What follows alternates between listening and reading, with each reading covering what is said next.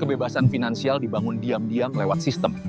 Ini arsitektur kekayaan ala automatic millionaire, perhatikan baik-baik bagian penentunya. Mari kita lihat realitas sistem keuangan modern. Saat ini, 7 dari 10 orang bekerja dari bulan ke bulan hanya untuk membayar tagihan dasar mereka. Mereka terjebak dalam siklus konsumsi tanpa sisa. Masalah utamanya bukanlah seberapa besar gaji yang Anda terima. Ada banyak profesional dengan pendapatan 100 hingga 150 ribu dolar per tahun yang tetap kehabisan uang di akhir bulan. Di sisi lain, ada orang seperti Jim dan Sue McIntyre, pekerja biasa dengan rata-rata pendapatan 40 ribu dolar yang berhasil pensiun di usia 52 tahun dengan kekayaan bersih 1,8 juta dolar.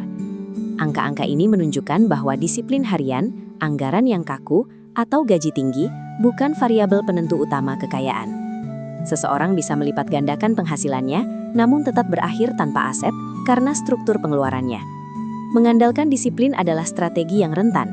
Manusia biologis didesain untuk mengalami kelelahan mengambil keputusan. Dalam jangka panjang, kekuatan tekad pasti berhenti beroperasi. Membangun kekayaan merupakan masalah rekayasa sistem yang harus bekerja sepenuhnya di luar kendali manual Anda. Ini adalah proses teknis yang memastikan modal terakumulasi secara otomatis tanpa memerlukan intervensi harian. Sistem korporat modern, mulai dari layanan berlangganan, tagihan utilitas, hingga pajak, telah dirancang secara spesifik untuk mengekstraksi uang dari Anda tanpa intervensi manusia. Mereka tidak meminta izin setiap bulan, mereka langsung memotongnya. Jika Anda tidak mengotomatiskan tabungan Anda sendiri, sistem eksternal ini akan mengkonsumsi 100% dari modal Anda sebelum Anda sempat mengalokasikannya. Kita akan membedah infrastruktur penahan modal ini, mulai dari strategi eliminasi utang, investasi mikroharian, hingga matematika pengungkit dalam real estate. Memuasai masa depan finansial Anda menuntut satu langkah krusial. Anda harus memposisikan diri sebagai sistem otomatis pertama yang mengklaim potongan dari gaji Anda sendiri. Sistem ini mengharuskan Anda mengalokasikan pendapatan dari 1 jam pertama kerja setiap hari atau 12,5% dari pendapatan kotor Anda. Alokasi 12,5% ini harus dialirkan langsung ke akun investasi, melewati rekening harian Anda sebelum uang tersebut muncul di layar aplikasi perbankan Anda. Inilah metrik pasti yang digunakan oleh pasangan McIntyre. Karena mereka mengamankan pendapatan masa depan sebesar 40 ribu dolar mereka di depan, mereka secara alami beradaptasi untuk menyesuaikan gaya hidup dengan sisa modal yang tersisa.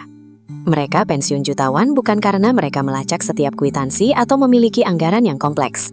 Mereka berhasil karena pergerakan modal mereka diatur oleh rute perbankan otomatis. Nenek dari pakar keuangan David Bach mengajarkan mekanisme ini dengan menganalisis anatomi sebuah restoran cepat saji. Ia mengamati ruangan yang padat dan membagi ekonomi manusia ke dalam 3 peran spesifik. Peran pertama adalah konsumen, kelompok yang menghabiskan uang mereka di sana. Peran kedua adalah karyawan, mereka yang menukar waktu hidupnya dengan upah per jam. Dan peran ketiga adalah investor, pihak yang memiliki saham institusi tersebut dan mencetak laba dari seluruh transaksi harian. Mengotomatiskan pembayaran untuk diri sendiri merupakan mekanisme yang mengalihkan posisi Anda dari penyedia modal bagi orang lain menjadi pemilik modal untuk diri sendiri. Kekayaan tidak memerlukan suntikan dana segar yang masif di awal. Kekayaan dibangun dengan mendeteksi kebocoran finansial kecil dalam arus kas harian Anda dan merekayasa ulang uang tersebut ke dalam instrumen bunga majemuk. 10 ribu dolar setahun terdengar seperti penghalang modal yang besar. Namun secara mikroskopis, angka itu setara dengan 27 dolar 40 sen per hari. Titik kebocoran yang mudah menguap untuk segelas kopi mahal, makan siang di luar, atau biaya langganan aplikasi. Grafik pertumbuhan eksponensial ini menunjukkan matematika di balik uang tersebut. Jika 27 dolar 40 sen dialokasikan secara harian selama 40 tahun pada instrumen dengan imbal hasil historis 10%, garis ini akan memuncak pada akumulasi modal sebesar 4,4 juta dolar. Mengeksekusi grafik ini sama sekali tidak memerlukan keahlian menebak pergerakan pasar, berdagang harian, atau bertaruh pada koin kripto spekulatif. Modal tersebut justru diarahkan ke dalam reksadana indeks yang bergerak lambat dan presisi, seperti VTI yang mencakup keseluruhan pasar saham, atau QQQ yang mengikat portofolio pada 100 perusahaan teknologi teratas. Waktu dan matematika penggabungan bunga adalah mesin pendorong ekonomi yang sebenarnya. Satu-satunya tanggung jawab Anda adalah menyediakan modal mikro harian itu secara otomatis. Data statistik menunjukkan bahwa pemilik rumah memiliki kekayaan bersih rata-rata 40 kali lipat lebih besar dibandingkan mereka yang menyewa. Kesenjangan ini berasal dari cara aset tersebut dikelola selama puluhan tahun. Ada argumen umum yang menganjurkan Anda untuk tetap menyewa properti dan menginvestasikan sisa kelebihan modal ke dalam pasar saham. Dalam praktiknya, skenario ini sering gagal total. Inflasi biaya sewa menekan jumlah uang yang bisa diinvestasikan setiap tahun, sementara inflasi gaya hidup mengonsumsi likuiditas apapun yang tersisa. Tagihan hipotek properti menyelesaikan cacat psikologis ini dengan bertindak sebagai tabungan paksa. Ia mengunci arus kas bulanan Anda, mencegah pengeluaran impulsif, sekaligus mengaktifkan alat finansial paling agresif, pengungkit dari institusi perbankan. Diagram ini menguraikan matematika pengungkit real estate. Anda membeli aset seharga $200.000, namun Anda hanya mengeluarkan modal tunai sebesar 20%, yaitu $40.000. Sisa ekuitas dipinjam dari bank. Selama 1 dekade, inflasi dan apresiasi pasar mendorong nilai aset dasar tersebut hingga berlipat ganda, menjadi $400.000. Profit absolut dari margin apresiasi ini adalah $200.000, dan disinilah pengungkit bekerja. Anda tidak menghasilkan 100% pengembalian atas aset $200.000. Anda menghasilkan 500% pengembalian atas modal awal $40.000 Anda. Dan keuntungan modal ini sebagian besar legal tanpa beban pajak. Secara matematis, real estate mempercepat akumulasi modal karena ia memaksa pemegang aset untuk secara konsisten mengamankan likuiditas sambil mengalihkan nilai keuntungan melalui dana perbankan yang dipinjam. Namun, semua infrastruktur penumpukan modal ini rentan runtuh jika terekspos pada utang beracun. Utang kartu kredit tanpa agunan bekerja persis seperti pasir hisap, secara aktif mereduksi persentase bunga majemuk investasi Anda setiap harinya. Pakar ekonomi sering menyarankan untuk menyerang utang dengan persentase bunga tertinggi terlebih dahulu.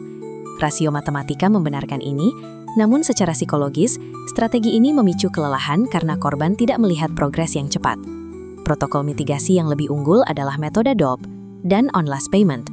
Ini adalah arsitektur bola salju yang bergantung murni pada injeksi momentum psikologis.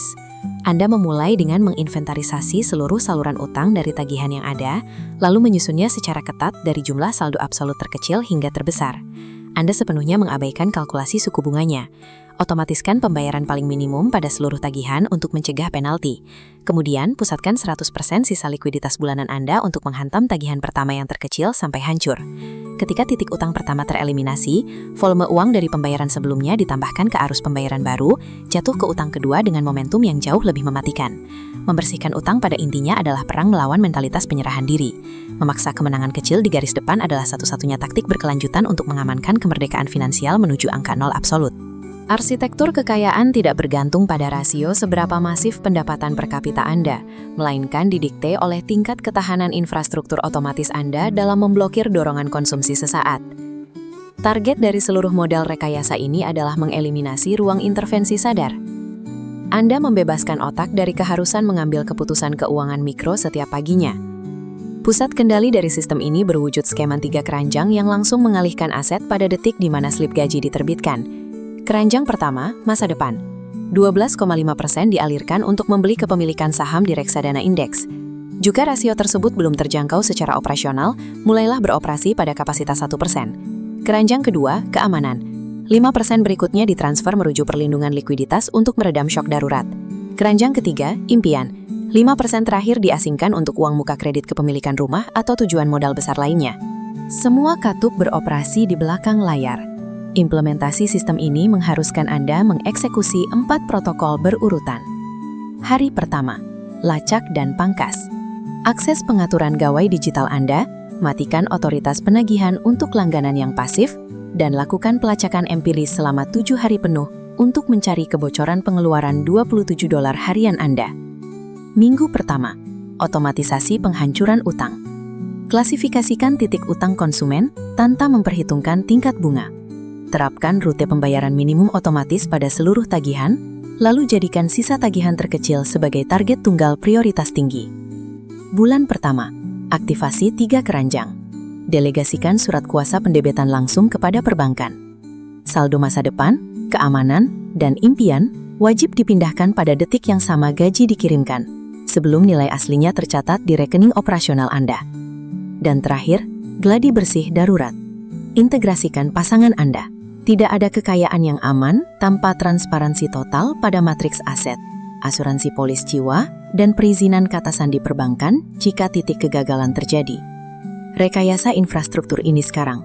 Otomatiskan pengambilan keputusan, tarik modal Anda dari garis depan konsumsi harian, dan serahkan tugas berat itu pada matematika pertumbuhan konstan. 1 like itu tanda setuju, 1 share itu tanda peduli, dan 1 subscribe itu tanda kamu siap naik level.